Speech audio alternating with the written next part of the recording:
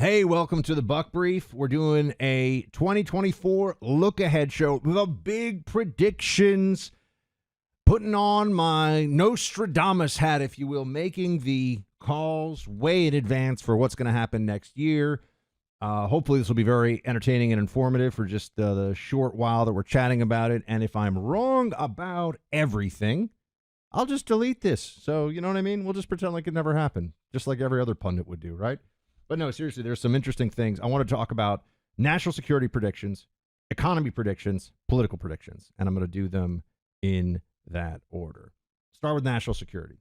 My belief is that in this coming year, you will see. Now, this isn't a out there prediction. I think this may be a bit of a consensus one at this point. But let's look at Russia, Ukraine. It's going to continue. Very little will change. Very little will change, especially given that there's a U.S. election going on. They're not going to want to rock the boat very much. And so you will have a stalemate ongoing where not a lot of land is going to change from Ukrainian hands to Russian hands and vice versa. It will just stumble on, I suppose, this horrible conflict that should have a negotiated end as soon as possible. I had said in February of 2022, when the war started, that eventually this will get to $1 trillion price tag, and then the American people will really pay attention to it. I think that you're going to see. That we'll spend another $100 billion next year, and that will bring the total to what is it, 200, 300 billion. It starts to add up after a while, and I think people will also question a little bit more openly than they have, including among a lot of Republicans. What are we achieving here? And what is it? Actually, a better question is what is achievable, as in what is an acceptable outcome. So that's my sense of that.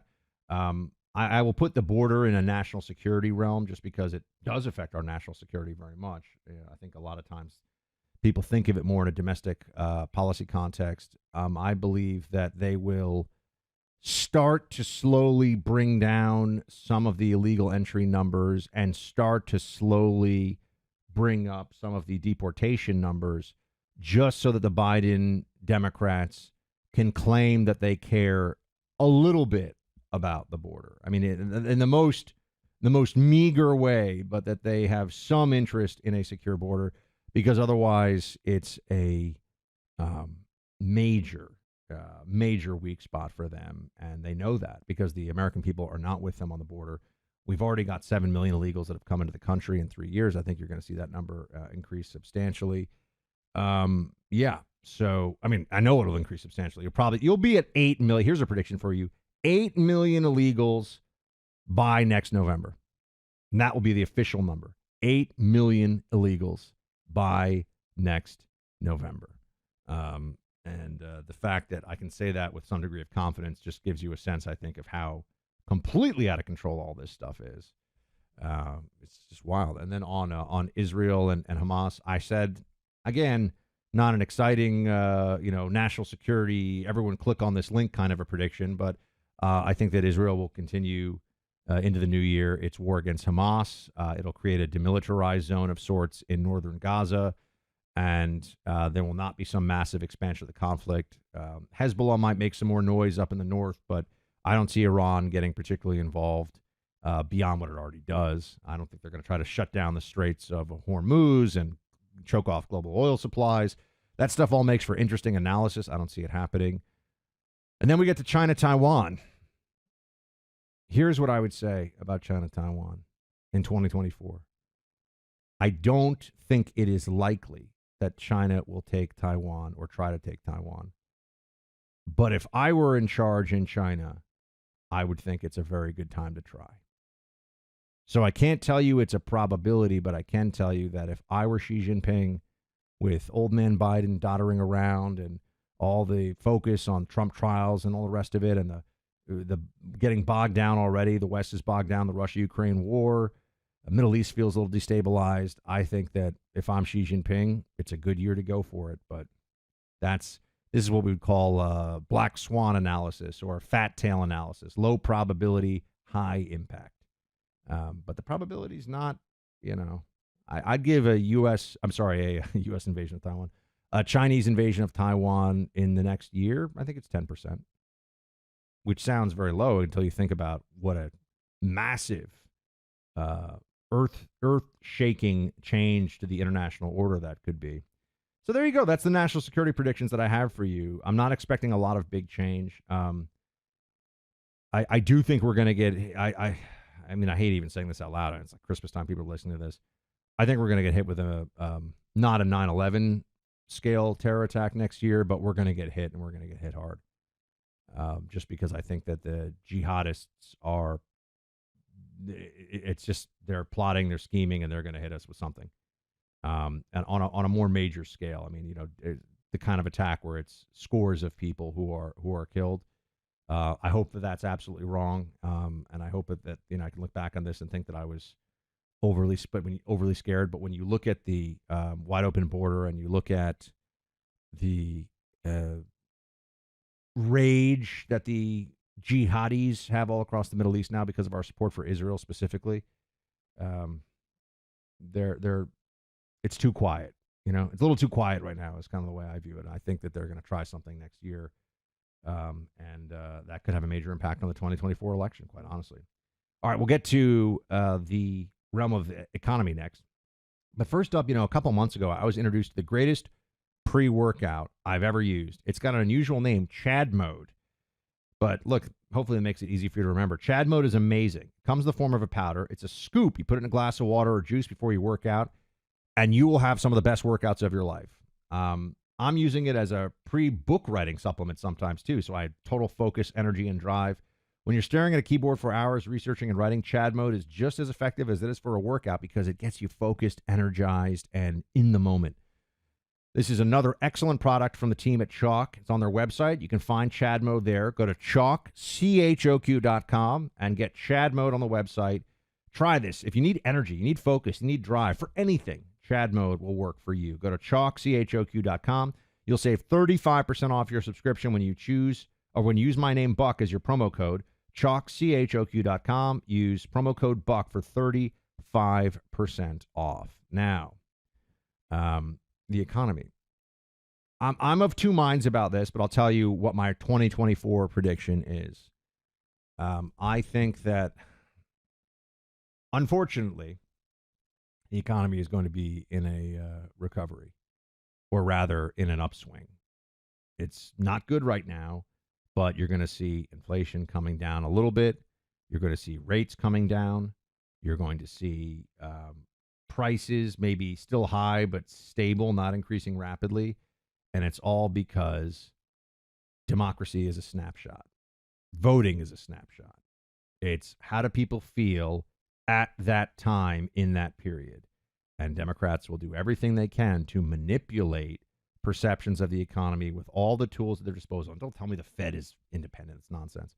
They'll do everything they can to manipulate every tool or every perception they can within the economy to make people think that it's actually getting better. So next year, I think that you'll see Biden's economy, which I would give a C-. I think they're going to get it into B- territory. And then they'll say, but see, it's moving in the right direction. See, look at wages, look at prices, look at inflation, look at the interest rates you're paying for money, homes, credit cards, everything else. It's going in the right direction. Therefore, there's a more positive feeling about it. And they're going to spend money. They're going to give money out to people. They're going to do whatever they have to do to buy off the votes they need to buy in order to get what they need to get. It's going to be ruthless. But they understand the machinery. They understand how to get what they want, and that's what they're going to do. So 2024, you heard me say it, the economy will be improving, but it will be a facade. Over the long run, folks, our debt is a massive problem.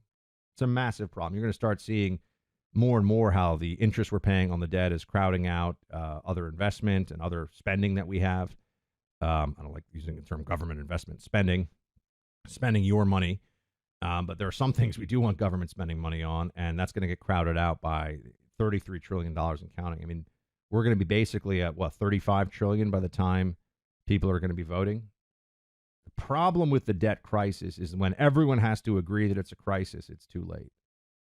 When the music stops and there are nowhere near enough chairs, well, we all know what happens. People, are out of the game. And that is what the debt will be like, although it will be like a thermonuclear bomb going off in the middle of our economy, so to speak. And at that point, it's too late. Do we have the political will to deal with this before then? No. No, I'm not going to sit here and pretend. Look, we had the Tea Party at $10 trillion, roughly, of debt, and it didn't change. And that was a real movement, a grassroots movement, a whole new class, a whole new crop of members of Congress in office to deal with the debt. Hasn't happened. Everybody wants to, I know it's Christmas time. Everybody wants to believe there's a Santa Claus. Nobody wants to be the Grinch. And that's why the debt just keeps going up and up and up. And we all pretend we want to deal with it until someone says, hey, you're going to raise the retirement age. You're going to raise the age for Social Security. I'm not going to vote for you. And that's true about Republicans as well as Democrats. So I can't pretend. We're not going to deal with this until it's a crisis. It's just a question of when. It's a question of when the debt bomb goes off. I know that's not exactly a feel-good crit, but next year will be fine. It's not. I don't think it's going to happen next year, and they're going to make the economy seem better than it is. Look, My Pillow is an amazing company. They've got another hit on their hands with the My Towels. This is a line of new towels they've got that are so soft and so absorbent. I hadn't heard of this term before, Sherper cotton. I didn't know what Sherper cotton was, but now that I have the My Towels at home, the Sherper cotton is amazing. It is comb ring spun cotton, which makes the towel super absorbent and super soft. That's what you want in a towel, right? You got it both ways. Perfect. Get a 6-piece towel set for an introductory sale price for low as $29.98 with my name Buck as your promo code. You can get the designer premium line for just $20 more. No matter what set you decide on, that's a 50% savings. Go to mypillow.com, click on the radio listener special square, check out the new My Towel 6-piece towel set, get 50% in savings. mypillow.com, click on the radio listener special square, the My Towel 6-piece towel set, 50% in savings. Promo code Buck when you go to mypillow.com. Get yourself those towels. You will love the towels because they are amazing. And now we'll talk politics for a moment. Political predictions. And these are pretty straightforward. Donald Trump is going to win the Republican primary. I think that's obvious. A lot of you are listening to this. I know the dissent. I am not in the tank for anybody. I'm just trying to look at what is happening here and predict and analyze as honestly as I can. Donald Trump's going to win the Republican primary. Ron DeSantis is a great governor. I have nothing bad to say about Governor DeSantis in his role as a governor and as a Republican and as a conservative. I think he's done great. Campaign hasn't been enough to beat Trump. That's just where it is, right? I mean, I'm not anti-DeSantis, as you all know. I think DeSantis is fantastic. I think he'd be a great president. I think he still might be a great president in the future. And I think that we should reward excellent governance by Republicans with higher office. Really, the only higher office when the governor of Florida is, be president. So I think that's where we're all heading. And then the big question I'm just going to ask, well, as you know, I've said it will be Joe Biden. This is my prediction I've stated with. It will be Joe Biden or Kamala Harris, the Biden-Harris ticket. But there's no third option that's going to swoop in and become the Democrat nominee. That is not going to happen. And I've been very stalwart on this. I've had, friends of mine and big names in the business and everything else telling me that I'm crazy, but I've been right so far. And so it's going to be Biden-Harris. And then you ask me who wins the 2024 election. I think Donald Trump's going to win the 2024 election. I think he's going to be president again. That is where I see this going. So consider this a time capsule. Consider this and how do we do in the House? I think we take the Senate. I'm actually more worried about the House. If you're asking me, I'm not just going to say, we're going to win. I think we get like a 51-seat majority in the Senate, and I think we lose the House. Yeah. So I don't think we have totally unified government. I know, but that is my prediction, and it's a year out. Speaking of governance and what's happened, when President Biden botched the Afghan withdrawal in 2021, sent a message to the world we were weak and wouldn't protect our allies. Then 6 months later, Russia invaded Ukraine. But you heard what I was just talking about. National security challenges. But then what? The debt crisis. It's coming. And former Wall Street insider Tika Tiwari, we've talked about Tika from time to time, he thinks our biggest risk, and I agree with this, our biggest systemic risk as a country is not war breaking out somewhere.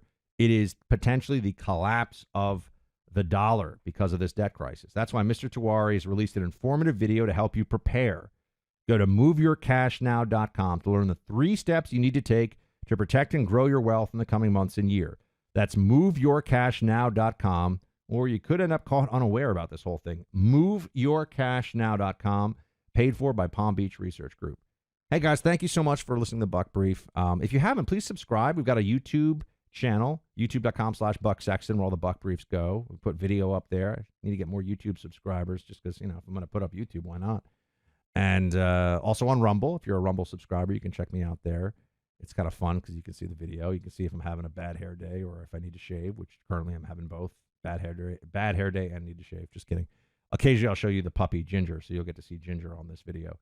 I am always honored that any of you give me your time, and so many of you give me your time, and so thank you so much for that. 2023 was a great year. We're going to have a really informative, fun time together in 2024 here on the show, and I will talk to you in the new year. Shields high.